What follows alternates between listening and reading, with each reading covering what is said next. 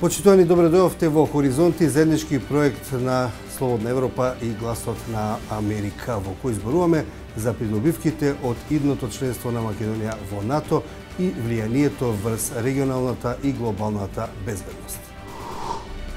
Безбедност, стабилност и економски просперитет – тоа се главните придобивки од македонското членство во НАТО, велат упатените во Скопје. Во Вашингтон пак сметаат дека 2019 е клучна година за Македонија и оти Соединетите држави и Брисел треба да помогнат во евроатланскиот пат на земјата. Според националниот координатор на НАТО во Македонија Стево Пендаровски и председателот на Евроатланскиот совет на Македонија Исмет Рамадани, идното членство во НАТО за Македонија би значило затворање на регионалните прашања и евентуалното прекројување на границите, плюс економски просперитет. Од Скопје, Марија Тумановска. На прашањето зошто е важно Македонија да влезе во НАТО, еден од главните аргументи кои ги нудат надлежните е дека ќе се добие поголема гаранција за безбедноста и стабилноста на земјава. Тоа според дел од експертите би значило затворање и на регионалните прашања и скриени стравови од евентуално прекројување на границите. Националниот координатор за НАТО Стево Пендаровски вели дека иако е известно дека во догледно време за Македонија не постои територијална закана од некоја друга држава, членството е најдобрата алтернатива и поради современите безбедносни ризици.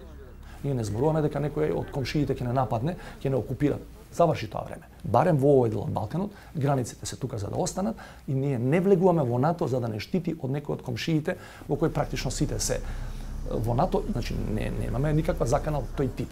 Но новите закани кон кои НАТО оди се подготвува и се организира да ги пресретне заеднички, се многу значени за нас, бидејќи ние не можеме и кон овие нови современи закани самостојно како држава да се спротивставиме.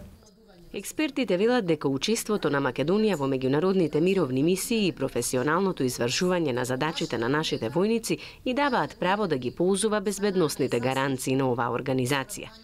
Но влезот во НАТО не значи само гаранција за мир и стабилност. Тоа, според упатените, е услов за развој и просперитет, што значи економски бенефит, добра инфраструктура и подобра позиција во меѓународната политика. Председателот на Евроатланскиот совет на Македонија Исмет Рамадани вели дека нема друга алтернатива која ќе ја гарантира безбедноста на земјава на начин како што тоа го прави Алијансата и дека тешко е да им се понуди некоја друга опција на граѓаните освен евроатланската. Евроатланската опција со години е етаблирана и во свеста на граѓаните дека тие припаѓаат во таа опција. И ако е така, тогаш 80-75% од граѓаните во континуитет, значи се определени за оваа опција евроатланска и одеднаш да им наметнеш, односно да им понудиш друга опција, односно алтернатива, тоа значи едно прекршување што може да влијае и во безбедноста на државата и кај граѓаните, затоа што такво нешто ќе биде неприфатливо. Последната анкета на Центарот за анкетни истражувања на Меѓународниот републикански институт ИРИС, проведена непосредно пред референдумот, покажа дека 77% од испитаните граѓани го поддржуваат членството во НАТО. Со слична оценка за значењето за членството на Македонија во НАТО и представници на Американскиот конгрес кои зборуваа за гласот на Америка. Членството на Македонија велат тие ќе има позитивно влијание и на регионален и на глобален план. Според експертите пак 2019 е клучна година за Македонија, а Соединетите држави и Брисел треба да помогнат во евроатланскиот пат на земјата. Од Вашингтон, Милена Ѓоргиевска. Членството на Македонија во НАТО ќе доведе до економска стабилност на регионот и до стабилна меѓународна клима.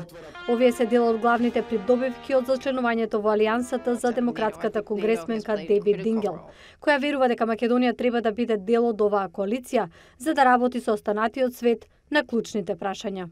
I'm somebody that believes that people need to work together. Јас сум некој што верува дека луѓето треба да работат заедно. Коалициите се ефективни во одржување на светот безбеден и во адресирање на многу комплицирани прашања. Во Мичиган има многу луѓе од Македонија и ние како држава сакаме да работиме со сите пријатели за да допринесеме на светската платформа. Со станувањето членка во НАТО, Македонија ќе може да работи со уште 29 други држави кон безбедност и други предизвици.